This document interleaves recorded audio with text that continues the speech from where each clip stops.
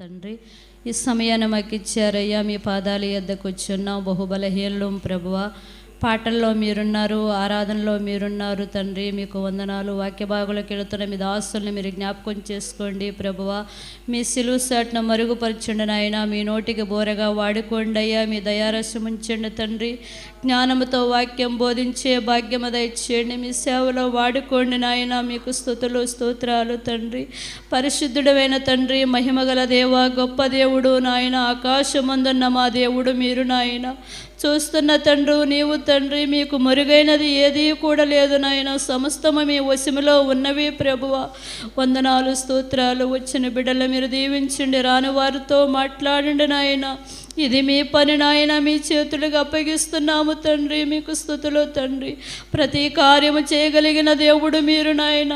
అయ్యా, మీకు సామర్థ్యం ఉన్నది నాయన. అసాధ్యమైనది ఏదీ కూడా లేదు నాయన. సమస్తము మీ వశములో ఉన్నవి ప్రభువా. సమస్తము మీ చేతులకు అప్పగిస్తున్నావు నాయన. మీకు వందనాలు స్తోత్రాలు ప్రభువా. సర్వోన్నతుడు అయిన దేవుడు నాయన. పరిశుద్ధుడు అయిన దేవుడు నాయన. మహిమ కలిగిన దేవుడు అయ్యా. ఆశ్చర్య కార్యాలు జరిగించే దేవుడు నాయన. మీకు వందనాలు ప్రభువా. యేసయ్యా, మీరున్నారు తండ్రి. మీ కార్యాలు జరిగిస్తున్నారు తండ్రి. వచ్చే వారిని మీరు దీవించండి, ఆశీర్వదించండి. వారి పట్ల కార్యాలు జరిగించండి నాయన. అద్భుతాలు, ఆశ్చర్య కార్యాలు మీరు జరిగించిన ఆయన. మీ నామానికి మహిమ తెచ్చుకోండి తండ్రి.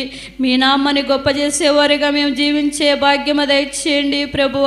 మీ నామాన్ని ఘనపరచుటకు సహాయం చేయండి తండ్రి. మీకు వందనాలు స్తోత్రాలు ప్రభువ. మీ పరిశుద్ధ పాదాల యొద్దకు వచ్చున్నాం ప్రభువ. బహుబలహీనము నాయన. ఈ సేవలో మీరుండండి తండ్రి. ఈ పని అంతటిలో మీరుండి నడిపించండి నాయన. మాకు తోడుగా ఉండి మాకు సహాయం చేయండి దేవా. మీకు వేలాది వందనాలు చెల్లిస్తున్నాము తండ్రి. ఆశ్చర్య కార్యాలు జరిగించండి తండ్రి. అద్భుతాలు జరిగించండి నాయన. సూచక క్రియలు జరిగించండి అయ్యా. మహత్య కార్యాలు జరిగించండి నాయన. మీకు వందనాలు స్తోత్రాలు ప్రభువ. నూతన ఆత్మల దయచేయండి ప్రభువ. పరిశుద్ధుడైన తండ్రి, నూతన కార్యాలు జరిగించండి నాయన. సమస్తము మీ చేతులకు అప్పగిస్తున్నాము తండ్రి. ఏ మనిషి మీద ఆనుకున్నా పడిపోతారు ప్రభువ. మీ మీద మా మనసులో ఆనుకునే భాగ్యము దయచేయండి తండ్రి. మా హృదయాలు మీ మీద ఆనుకున్నటకు సహాయం చేయండి నాయన. మీకు స్తుతులు తండ్రి. బలహీనతలో ఉన్న బిడ్డలు మీరు ముట్టండి అయ్యా. బలపరచండి నాయన. స్వస్థత కార్యాలు జరిగించండి ప్రభువా. మీ చేతులకు అప్పగిస్తున్నాము తండ్రి. సమస్తము మీరు జరిగించగలిగిన దేవుడు నాయన. మీకు అసాధ్యమైనట్టు ఏదీ లేదు నాయన. మీకు వందనాలయ్యా. ప్రాణము నాయన మీరు బ్రతికించే దేవుడు అయ్యా. ప్రాణం పోసే దేవుడు నాయన. జీవమిచ్చే దేవుడు మీరు నాయన. వందనాలు స్తోత్రాలు నాయన. ఈ సమయాన్ని మాకు ఇచ్చారు నాయన. ఆరాధనలో మీరుండి నడిపించిన ఆయన. మీ దాసులు వాక్యం ప్రకటిస్తుండగా ప్రభువ నోటికి బోరగా మీరుండండి. మీ దయారసం ఉంచండి. మీ సిలువ సాటును మరుగుపరచండి నాయన. మీ సేవకుడిని మీరు బలపరిచి వాడుకోండి ప్రభువ. మీ నామానికి మహిమ తెచ్చే బిడ్డలుగా మేమందరము జీవించే భాగ్యము దయచేయమని అయ్యా. మీకే మహిమ ఘనత ప్రభావాలు పొందుకోమని యేసయ్య పరిశుద్ధ నామములో అడిగి వేడుకొనుచున్నాము తండ్రి. ఆమేన్.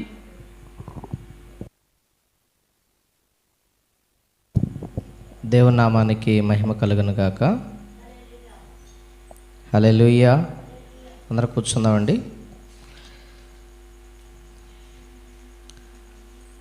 దేవుని నామానికి మహిమ కలుగును గాక. హల్లెలూయా. హల్లెలూయా.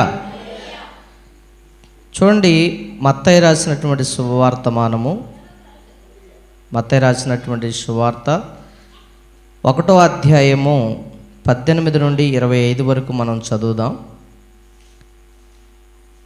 మత్తయి సువార్త 1వ అధ్యాయము 18 నుండి 25 వరకు నేను చదువుతాను, మీరు వినండి. యేసుక్రీస్తు జనన విధం ఎట్లనగా, ఆయన తల్లి అయిన మరియా యేసేపునకు ప్రదానము చేయబడిన తర్వాత వారు ఏకము కాకమునుపు ఆమె పరిశుద్ధాత్మ వలన గర్భవతిగా ఉండెను. ఆమె భర్త అయిన యేసేపు నీతిమంతుడై ఉండి ఆమెను అవమానపరచనొల్లక రహస్యముగా ఆమెను విడనాడను ఉద్దేశించెను.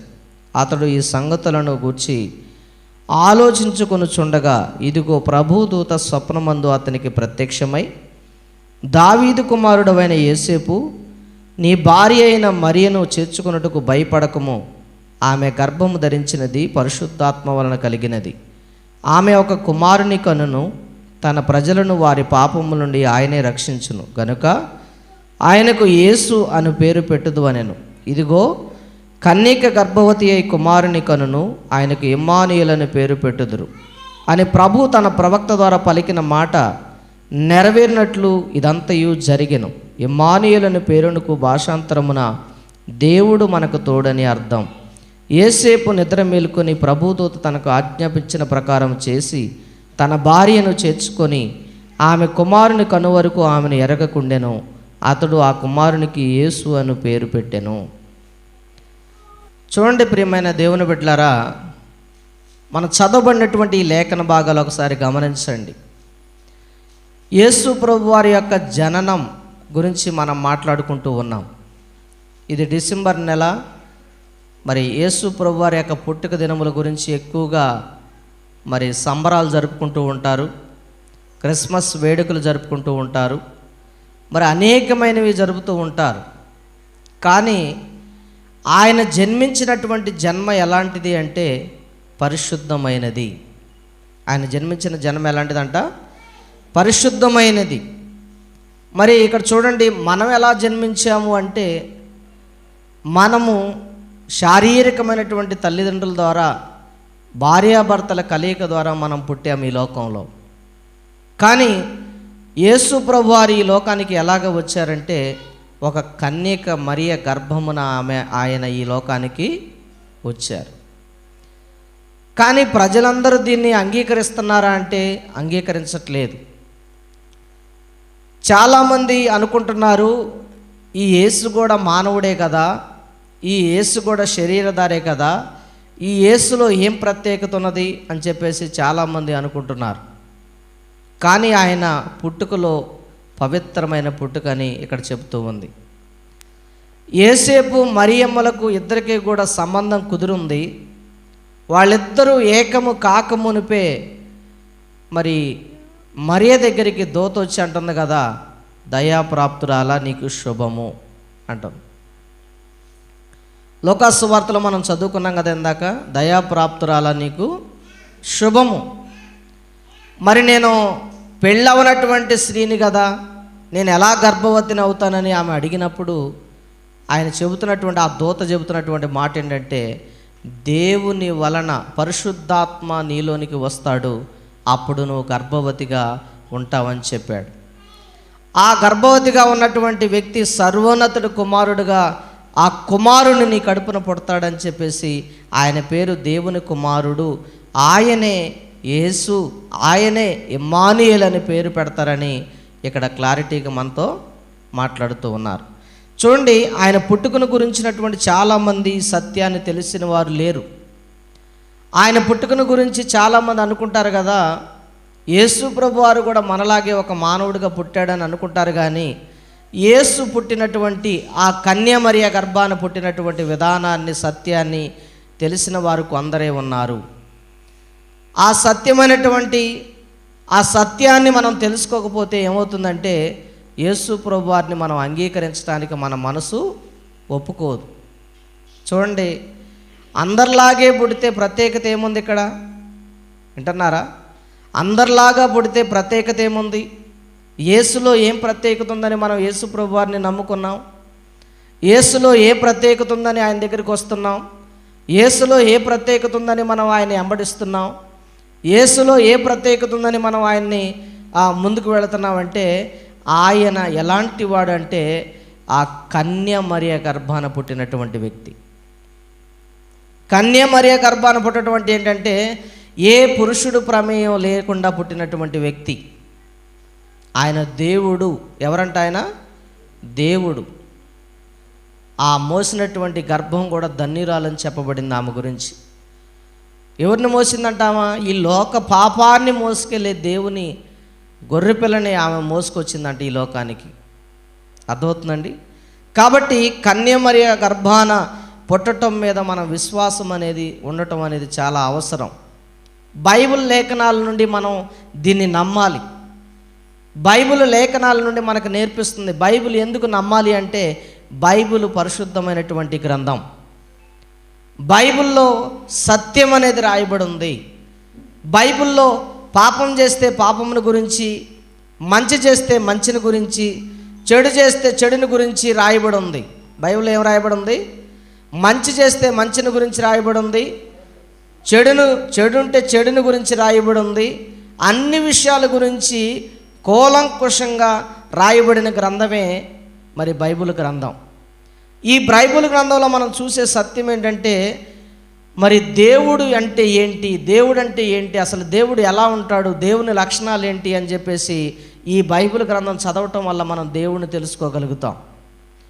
అందుకనే చూడండి, ఇక్కడ ఆదికాండము 1వ అధ్యాయం 1వ వచనాన్ని మనం చదివితే అక్కడ ఏమని ఉందంటే, ఆదియందు దేవుడు భూమి ఆకాశములు సృజించెను. ఆదియందు ఏం చేశాడంటే దేవుడు భూమి ఆకాశములు సృజించెను. దేవుడు ఆదియందు మొట్టమొదటగా భూమి ఆకాశాలను సృజించాడు. ఆ తర్వాత మానవుణ్ణి, అంటే భూమి మీద ఉన్న సమస్తాన్ని సృజించిన తర్వాత మానవుణ్ణి దేవుడు చేశాడు. మరి మానవుడు ఏమైపోయాడంటే పాపంలో పడిపోయాడు. ఏమైపోయాడు? పాపంలో పడిపోయాడు. అందుకనే మరి పాపంలో పడిపోయినటువంటి వ్యక్తి ఎలా ఉన్నాడంటే దేవుని తెలుసుకోవటం మానేసి ఈ సృష్టించినటువంటి సృష్టికర్తను మర్చిపోయి సృష్టిని పూజించడం మొదలుపెట్టాడు. దేన్ని పూజించడం మొదలుపెట్టాడు? సృష్టికర్త అయినటువంటి దేవుణ్ణి వదిలిపెట్టి సృష్టిని పూజించడం మొదలుపెట్టాడు.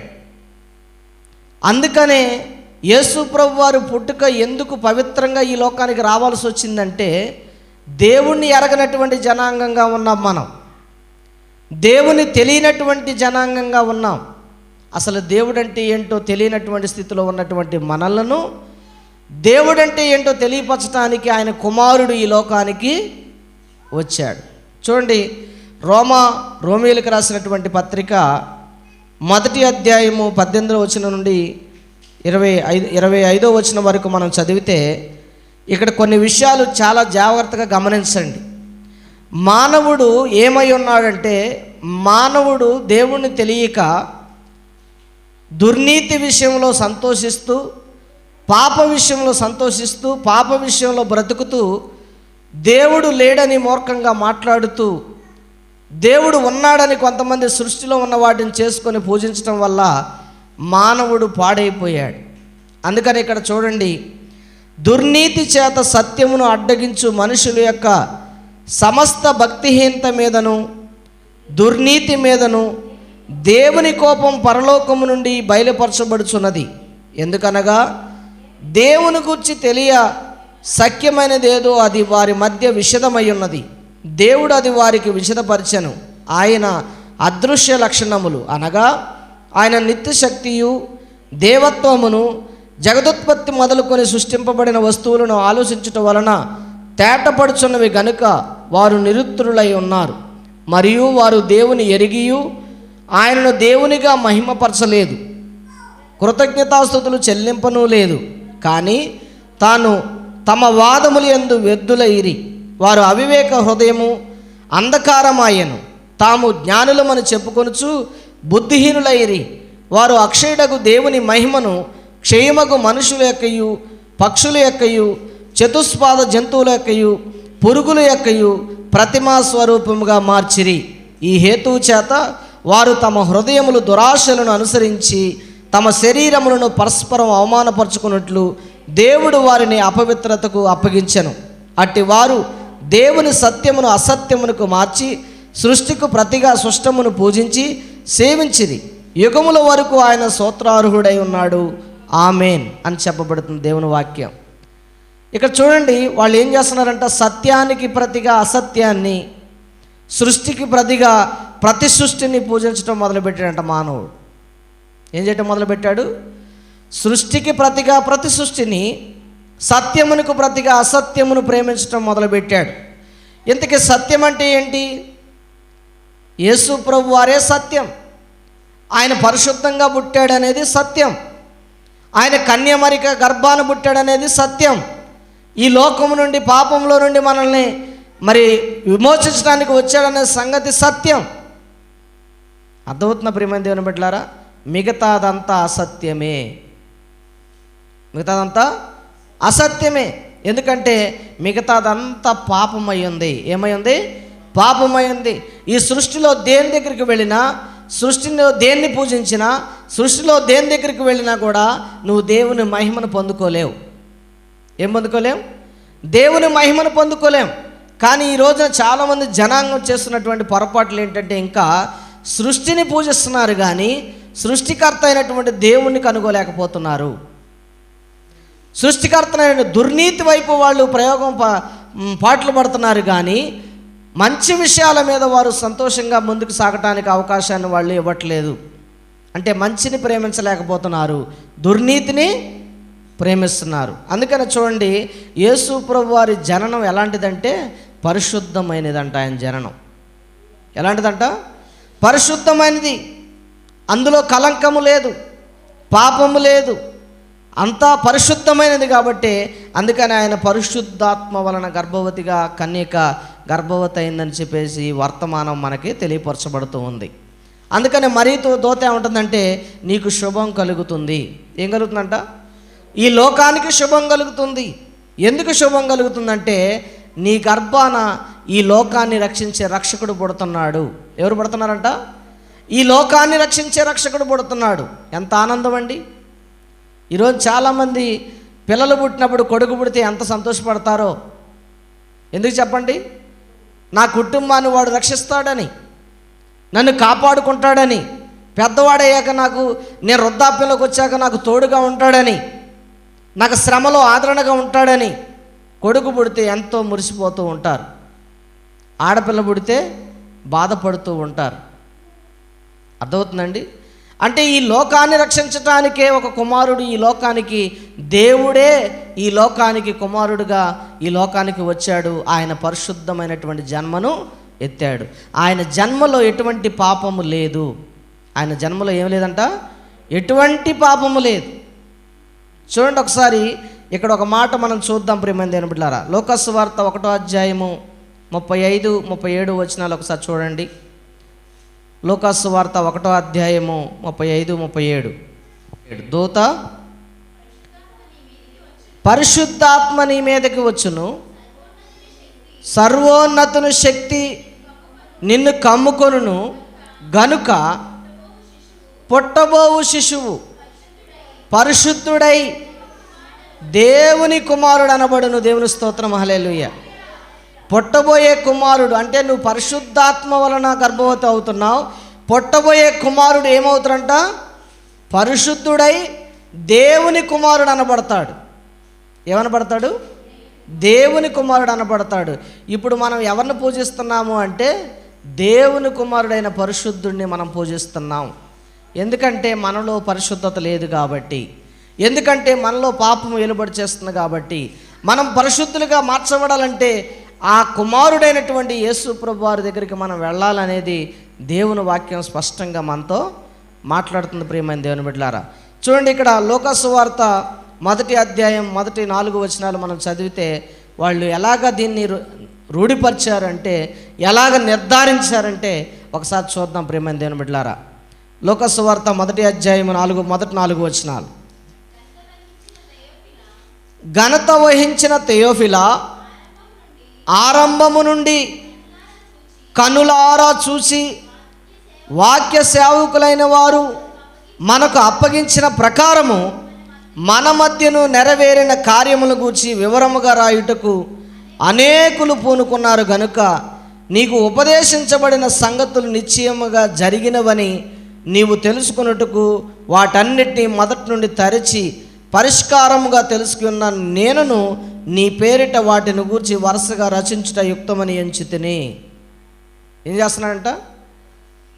లోకా గారు చెబుతున్నటువంటి విషయాన్ని గమనించండి. ఏమంటున్నాడంటే, నేను ఆరంభము నుండి కన్నులారా చూసినటువంటిది, వాక్య సేవకులైనటువంటి వారిని గమనించినటువంటిది, అలాగే దేవుడు చేసినటువంటి కార్యములు అనేకులు రాయటానికి పూనుకున్నటువంటి విషయాన్ని ఆయన గమనించాడు. ప్రియమైన దేవుని బిడ్డలారా, ఇది సత్యము అని బైబిల్ గ్రంథం చెబుతూ ఉంది. ఏం చెబుతుందంట? అనేక మంది సాక్షులు చెబుతున్నారు. చూడండి, ఏదైనా ఒక సాక్ష్యాన్ని సత్యం అని చెప్పాలంటే 2-3 సాక్షులు ఉండాలి. ఏముండాలి? 2-3 సాక్షులు ఉండాలి. ఒక్కళ్ళ మాట నమ్ముతారు ఎవరైనా? నమ్ముతారండి? ఎందుకు నమ్మరు చెప్పండి? ఒక చిన్న సంఘటన నేను చెప్తాను. ఒక ఆయన వ్యాపారం చేస్తూ ఉన్నాడు. వ్యాపారం చేసుకుంటూ ఒక మేకపిల్లను కొనుక్కున్నాడు. ఆయన ఏం కొనుక్కున్నాడు? మేకపిల్లను కొనుక్కొని తీసుకొస్తూ ఉంటే 3 దొంగలు అనుకున్నారు. ఏమనుకున్నారంటే ఈ మేకపిల్లని ఎలాగైనా మనం కాజేయాలనుకున్నారంట. ఏమనుకున్నారు? కాజేయాలనుకున్నారు. అనుకొని అక్కడొకడు దారిలో కాసుకున్నారంట. కాసుకొని ఈ యొక్క మేకపిల్లని కొనుక్కొని వెళుతున్నటువంటి ఆ బాటసారి వెళుతూ ఉంటే మొదటివాడు వచ్చి అంటున్నాడంట, ఏమయ్యా సహోదరుడా, ఏం కొనుక్కెళ్తున్నావు అన్నాడంట. మేకపిల్లని కొనుక్కెళ్తున్నానయ్యా, కనపట్లేదా అన్నాడంట. లేదు అది కుక్కగా మేకపిల్ల అంటావేంటి అన్నాడంట. ఏమన్నాడు? అది కుక్కగా మేకపిల్ల అంటావేంటి అన్నాడంట. ఆయన కొంచెం అనుమానం పడింది. ఏం పడింది? ఇదేంటి, నేను మేకపిల్లని తీసుకెళ్తుంటే కుక్క పిల్ల అంటాడేంటి? సర్లే అది అట్లే అంటారులే అని చెప్పి వెళ్ళిపోతూ ఉన్నాడు. రెండో వ్యక్తి దారిలో కలిసి ఆయన ఏమన్నాడు తెలుసా? కుక్క పిల్లని తీసుకుపోతున్నావు ఏంటయ్యా అన్నాడంట. తీసుకెళ్ళేదేంటి ఆయన? మేకపిల్ల.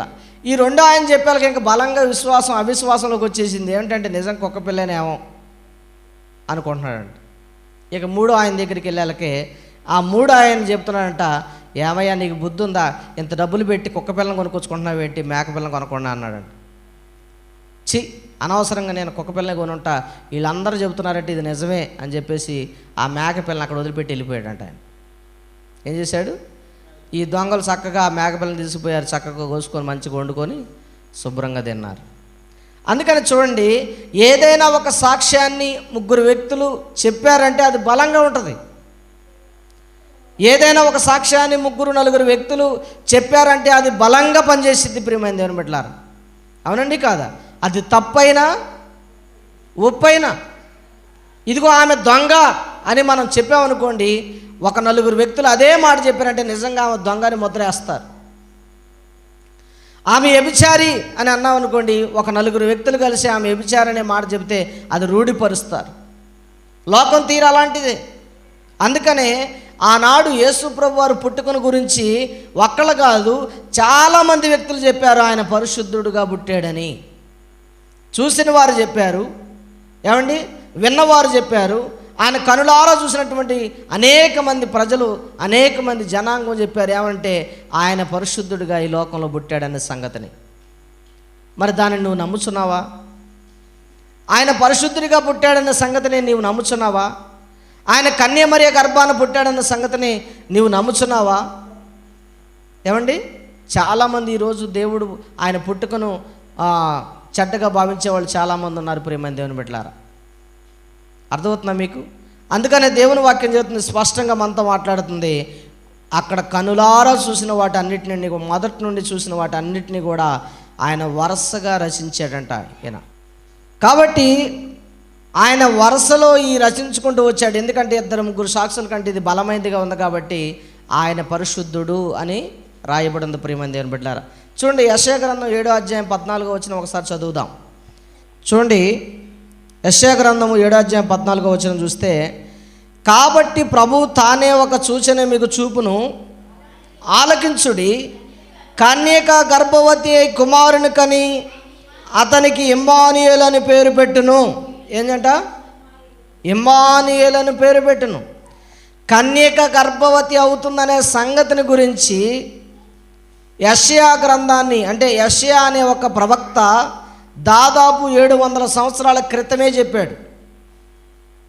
ఏమని చెప్పాడు ఆయన? యేసు ప్రభు వారు పుట్టినటువంటి దినముల తర్వాత లూకా గారు చెప్తున్నారు. ఇక్కడ మనకి లూకా గారు, మత్తయి గారు వీళ్ళందరూ కూడా చెప్తున్నారు ఏంటంటే యేసు ప్రభు జన్మం పరిశుద్ధమైనది. ఆయన కన్యమరియ గర్భాన పుట్టాడు. పరిశుద్ధాత్మ మీదకు వచ్చినప్పుడు పరిశుద్ధుడిగా ఆయన ఈ భూమి మీద పుట్టాడు. ఆయన దేవుని కుమారుడు అనబడుననే సంగతిని గురించి లూకా, మత్తయి, యోహాను వీళ్ళందరూ చెబుతూ ఉన్నారు. అంతేకాదు 700 సంవత్సరాల క్రితమే, 700 సంవత్సరాల క్రితమే అంటే భూమికి పునాదులు వేసినప్పుడు కూడా అంటే ఆదామవులు అనే మొదటి మనుషులు పుట్టినప్పుడు కూడా యేసు ప్రభు వారు పుట్టుకను గురించి రాయబడింది ప్రియమైన దేవుని బిడ్డలారా. అందుకని అంటాడు చూడండి, ఇక్కడ ఏమంటున్నాడు, కాబట్టి ప్రభు తానే ఒక సూచన మీకు చూపును, ఆలకించుడి, కన్యక గర్భవతి అయి కుమారుని కని అతనికి ఇమ్మానుయేల్ అని పేరు పెట్టాను. ఏం పేరు పెట్టిందంట? ఇమ్మానుయేల్ అనే పేరు పెట్టారు. ఇమ్మానుయేల్ అంటే అర్థం ఏంటంటే దేవుడు మనకు తోడుగా ఉన్నాడు అని అర్థం. దేవుడు మనకు తోడుగా ఉన్నాడు అనే అర్థం ఇమ్మానుయేల్ అంటే. అర్థమవుతుందండి? కాబట్టి ఇక్కడ మనం లేఖనాల ప్రకారంగా చూస్తే ఆయన సత్యం, ఆయన కన్యకకు పుట్టాడనే మాట సత్యమై ఉంది. ఏమై ఉందంట? సత్యం. ఇది నమ్మిన వారు మాత్రమే వారు దేవుని మహిమను పొందుకుంటారు. ఇది నమ్మని వారు దేవుని మహిమని పొందుకోలేరు. చూడండి, మత్తయి రాసినటువంటి శుభవార్తమానము 13వ అధ్యాయము 55, 56 వచనాలు ఒకసారి మనం చదువుదాం. ఇతడు వడ్లవాని కుమారుడు కాడా? ఇతని తల్లి పేరు మరియ కాదా? యాకోబు, యేసేపు, సీమోను, యోదాయను వారు ఇతని సహోదరులు కారా? ఇతని సోదరీమణులందరూ మనతోనే ఉన్నారు కారా?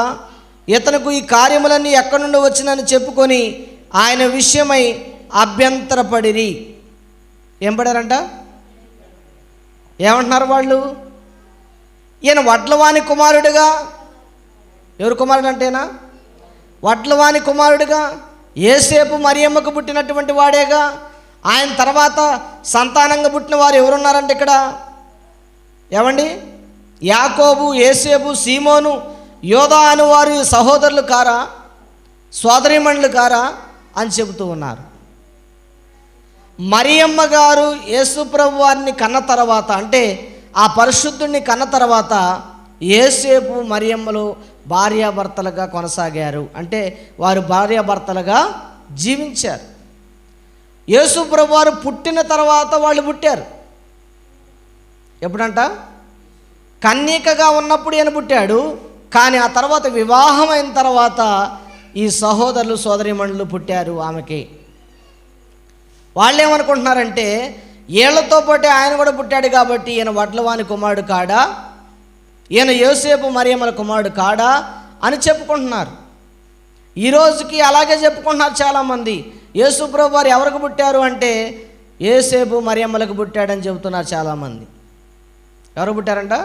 యేసేపు మరియమ్మలకు పుట్టారంటున్నారు. కాదు, మరియే గర్భాన పుట్టాడు ఆయన, కన్యక గర్భాన పుట్టాడు ఆయన. ఇది సత్యం, ఇది నమ్మదగింది, ఇది యథార్థమైనది ప్రియమైన దేవుని బిడ్డలారా. అందుకని చూడండి, ఇక్కడ ఆయన ఎలా పుట్టాడని చూస్తే మార్క్స్ వార్త 6:3 కూడా అంటారు కదా. మార్క్స్ వార్త 6వ అధ్యాయం 3వ వచనంలో చూస్తే ఇక్కడ కూడా వాళ్ళు ఏమంటున్నారు చూడండి ఒకసారి. ఇతడు యాకోబు, యేసే, యోదా, సీమోను అనువారి సహోదరుడగు వడ్లవాడు కాడా? ఇతని సోదరీమణులందరూ మనతో ఉన్నవారు కారా అని చెప్పుకొనుచు ఆయన విషయమై అభ్యంతరపడిరి. ఏం పడ్డారంట? అభ్యంతరపడ్డారు. ఆయన వడ్లవాని కుమారుడని అభ్యంతరపడ్డారు. ఈరోజుకి చాలామందిలో ఈ అభ్యంతరం ఉంది.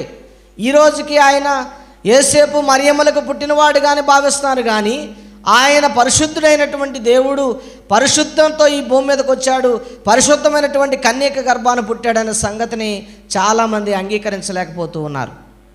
కానీ బైబిల్ చెబుతున్న సత్యం ఏంటో తెలుసా? ఆయన ఈ లోకానికి వచ్చినటువంటి సత్యమైనటువంటి పరిశుద్ధుడైనటువంటి దేవుడు, పరిశుద్ధాత్మ వలన ఈ లోకానికి వచ్చిన దేవుని కుమారుడు ఆయన.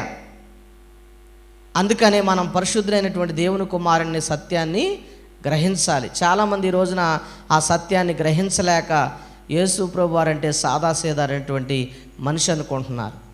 యేసు ప్రభు వారంటే మనలాంటి మనిషి అనుకుంటున్నారు, మనలాగా పుట్టినటువంటి వ్యక్తి అనుకుంటున్నారు, మనలాంటి ప్రవక్తే అనుకుంటున్నారు. ప్రియమైన దేవుని బిడ్డలారా, కాదు, ఆయన దేవుని కుమారుడు.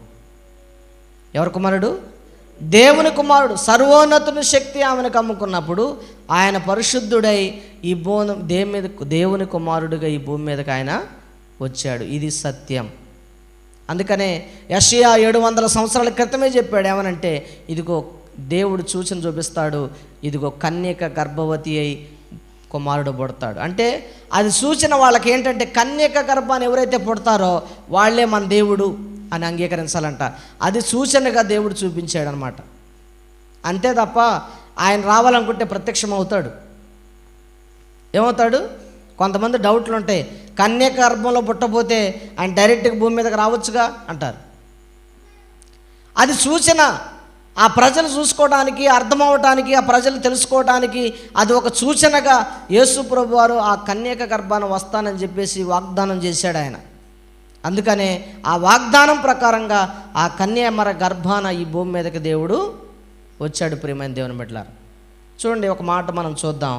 మత్తయి సువార్తలో 1:25 లాస్ట్ మాట చూస్తే చాలామంది అంటారు కదా, యేసేపు వడ్లవాని కుమారుడు కాడా అని అంటున్నారు కదా. అయితే ఇక్కడ చూడండి 25వ వచనంలో చూడండి, ఇక్కడ ఏమంటున్నాడు? ఆమె కుమారుని కను వరకు ఆమెను ఎరగకుండెను.